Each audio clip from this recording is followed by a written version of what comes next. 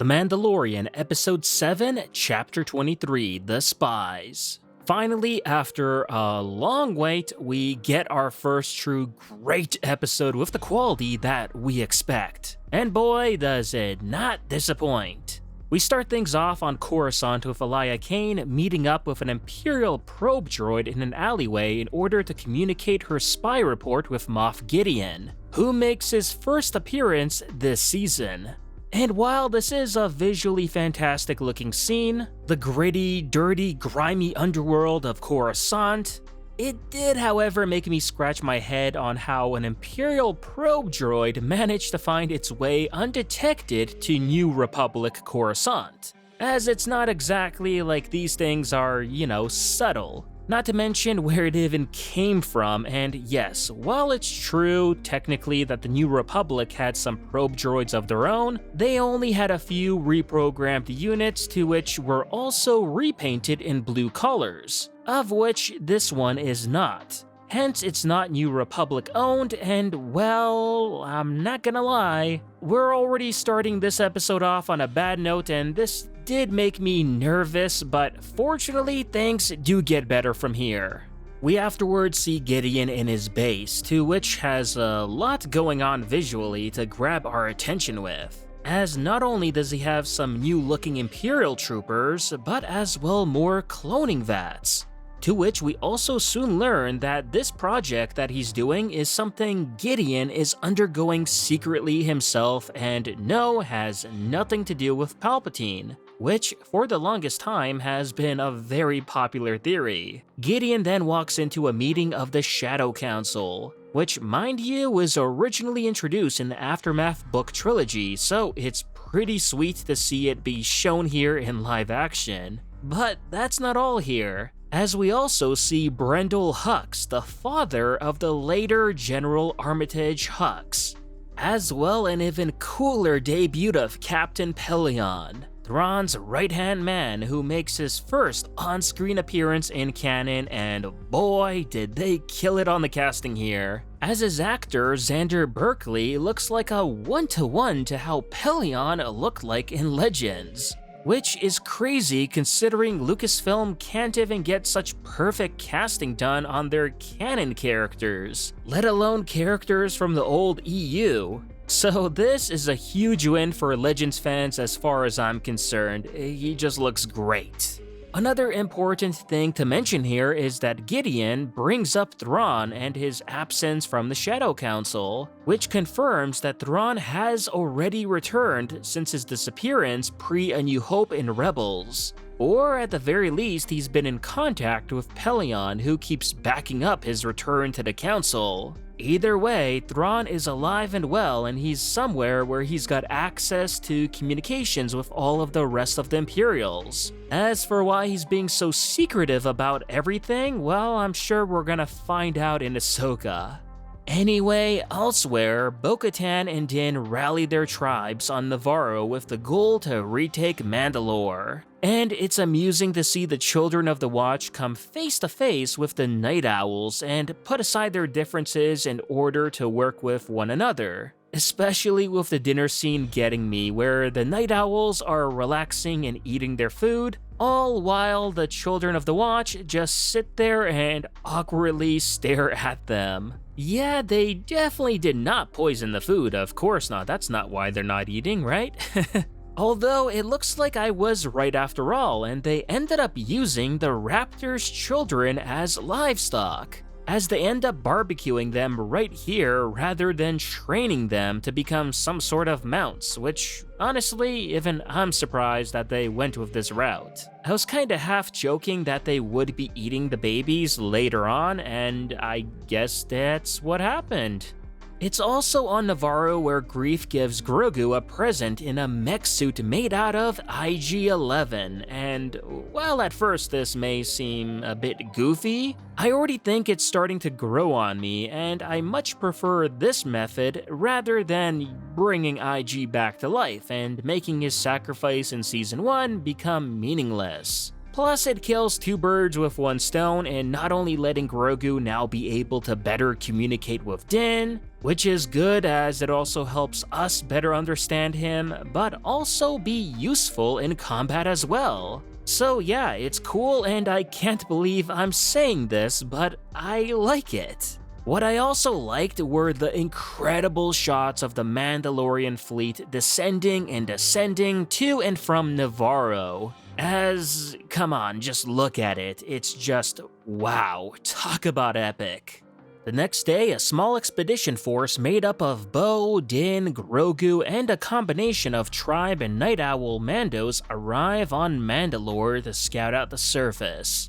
Not long after landing, they quickly and strangely seem to run into Mandalorian scavengers who, turns out, survived the purge and have been living on the surface this entire time. Which makes me wonder what they've been eating to survive all these years, given that there's practically nothing on Mandalore's glass surface. So I'm leaning towards these guys living off by eating alamites, because sure, while Mandalore also seems to have kaijus of its own, let's be real, these scavengers ain't hunting down these kaijus, but more so chowing down on that ooga booga meat. And during lunch, Bo decides to reveal the true story on how she initially lost the Darksaber, saying that once the Empire began their attack on Mandalore, she then sat down with Gideon to negotiate a ceasefire. In exchange for submitting to the Empire and disarming, all remaining Mandalorian cities and lives were to be spared. But, of course, Gideon took the Darksaber and instead betrayed her, then continuing the Great Purge of Mandalore like nothing had happened. Bo recognizes that she did wrong here by surrendering and pledges to learn from her past mistakes, which is fine. But let's be real here, as if and had she not surrendered, Mandalore was going to be glassed by the Empire regardless. And who knows, maybe she wouldn't had even survived to had she not met with Gideon during it all. So, kinda in a way, she did the right thing, or at least the best thing that she could have done in that situation to keep herself alive. As no matter what else she chose, the Empire was going to have its way with Mandalore one way or another. Before making their way to Sundari and the Great Forge, the armorer suggests to Bo that she return to the Gauntlet and take the weak and injured scavenger Mandos to the fleet so that they can get medical attention. Understandably, Bo accepts this request and then afterwards asks the scavenger Mando leader on if they know where Sundari is. To which he replies that not only does he know, but he'll take them there too, which is cool and all, but weren't Bo and Din literally just there a couple of episodes ago? So wouldn't they already know the location without having to ask these guys? Like, I get it, the show is trying to give these scavenger Mandos some purpose in this episode, but it seemed somewhat forced in my opinion. Once at the Sundari ruins of the Great Forge, the Mandos then quickly are ambushed by a new type of Imperial trooper, which turns out to be called Imperial Armored Commandos, and what's so special about these guys is that they have Beskar armor on, which leads us to assume that it was these troopers who ended up saving Gideon and not Mandalorians after all. As for their design, I'm digging it, as they give off major vibes to the Imperial Super Commandos of the past, but because those were Mandalorians who worked for the Empire and these guys aren't Mandos, then it makes sense to give them a new name and outfit. So these are essentially remnant stormtroopers in Beskar. And well, it shows as they get taken out rather easily despite having the greater numbers and the element of surprise. They even give Axe-Woves little trouble in ditching the battle in order to warn the others, which, let me talk about this, as this part was weird, as I have no idea how Axe is going to be able to communicate with the fleet. All due to, the magnetic field around the planet, not to mention he's got no ship to fly up to the fleet anyway. So that whole part of him leaving to try to warn the others seemed rather pointless. Like, I could already imagine he flies out from that hole and into the surface, and then he just stops and is like, oh wait, I can't get up to space, I don't have a ship. I should have thought about this before putting everyone's hopes up and thinking I'm going to be able to warn the others or get reinforcements, because yeah, that's not happening. Then again, it was also strange how all of the Mandos just stood in place when getting attacked, being an easy target for the Imperials rather than, using their jetpacks to help them in this battle. The Imperials were definitely using them, so why wouldn't the Mandos themselves? But, well, to be fair, it's not like they needed to use their jetpacks to win this anyway. And while the Imperials lost their first firefight here, the armored commandos still managed to pull off their mission to trick and then trap the Mandos behind a blast door. All with the exception of Din and 3 Mandos on the other side of the door who were left to fend for themselves. The 3 others die relatively quickly while Din tries to do what he can but is soon after subdued. Which is interesting that they killed the other Mandos but not him. Like, at this point, what's so special about Din anyway for the Empire? He doesn't have the Darksaber anymore, and what kind of intel can he give the Empire that the other Mandos couldn't? Yeah, we all know why Din didn't get killed here because of plot armor as the main character and all, but I'm just thinking about in-universe specifically. Technically, he should have died just like the rest of the Mandos outside of the blast door, but at the same time, it's good that he didn't. Then it's here where Gideon decides to arrive in his own personal Dark Trooper Mando armor, looking completely badass and, most curious of all, having horns on his helmet similar to the Maul Mandos, which is rather strange. But I suppose seeing how interested and invested Gideon is in Mandalorian history, I'm assuming he read up on Maul's time as Mandalorian leader and became a fanboy of his. So I guess in a way this is his tribute to Maul, I suppose? I don't know. It doesn't make any sense, but you can't deny how much more cooler it makes his Mando armor look like. He thanks Bo for gathering all of the Mandalorians together in one place and reveals that he's been operating on Mandalore this entire time, having a full Imperial starfighter base underground at his disposal and will use all of his TIE interceptors and bombers to destroy the Mandalorian fleet, putting an end to the Mandalorians once and for all.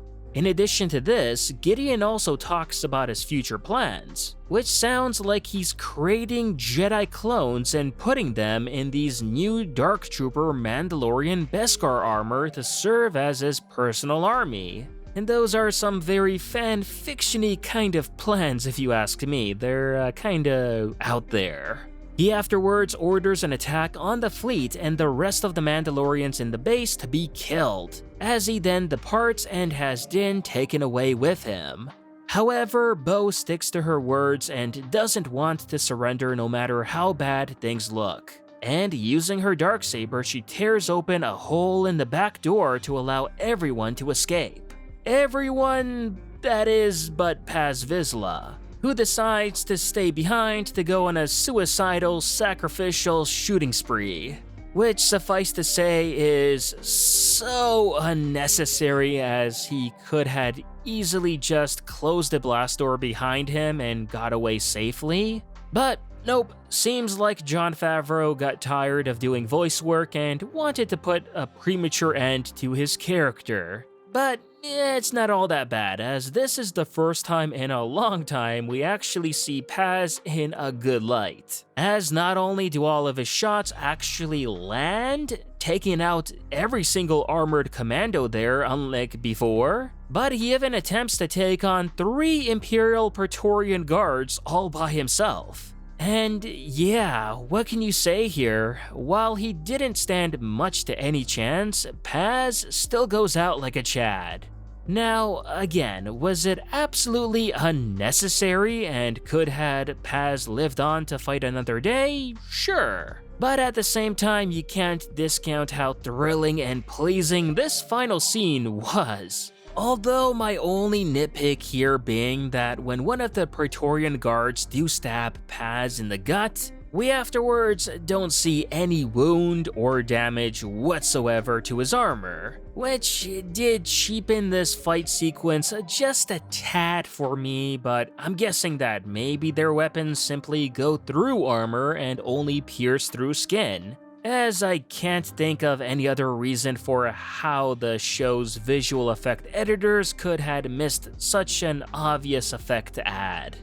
Overall, I'd say it's safe to say that this was the best episode of the season by a landslide. It was long, visually stunning, had a lot of action and character development too, along with an emotional ending. This is exactly the type of quality that we come to expect from The Mandalorian, and now it's insane to think about how the finale could possibly top this off. Of course, even then, it's not perfect and does have its issues as I've pointed them out. But, compared to the problems from the previous episodes that those had, then, well, this seems almost like a piece of art or something in comparison.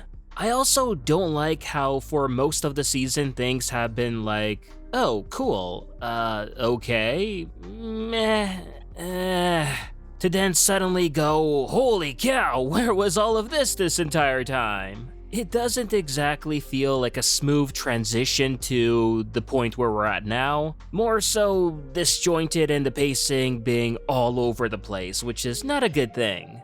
Aside from this, there's also plenty of speculation regarding the episode's title, The Spies, and who could the additional spy or spies here be next to the obvious Kane that we see in the opening shot? While of course the most popular theory that I'm seeing make the rounds online right now being that many people believe that the Armorer is to be the other spy, which, yeah, I'll admit some of the evidence for her being a spy does seem compelling, but I personally don't fully buy it, as not only what would she have to gain by having her people, especially her cult, be wiped out, as that's pretty much her whole purpose in life, to be the leader of this cult, but also to this having to be way too obvious if she were to be a spy. Nah, I'd rather go with the unpredictable route and say someone like Axe Woves, Casca Reeves, or even the Scavenger Mandos are the spies. Which, you know, someone you'd least expect, and besides, tell me how the Scavenger Mandos, having still lived on Mandalore all of these years, they never once spotted or even heard all of these TIE interceptors and bombers which make a lot of noise, yet they have no issue spotting Bo's gauntlet and quickly arriving to rendezvous with it. Like, come on. You gotta admit that's pretty sus. Not to mention that, who knows, maybe the Empire were also helping keeping them alive in turn for them to work as future spies. So it wasn't entirely their fault or their choice to do it, they were kind of forced into it, but still. So while I do have my own guesses on who these other spies could be, at the same time I suppose I could be open to accepting the possibility of the Armorer being a spy too. And while I'm not crazy about the theory, if it happens, then it happens. But they better give her a darn good reason if that's to be the case. And that was my take on this episode of The Mandalorian. Let me know what you all thought about the episode in the comments below, and if you haven't already, remember to like this video, subscribe to the channel, and I'll see you on the next one.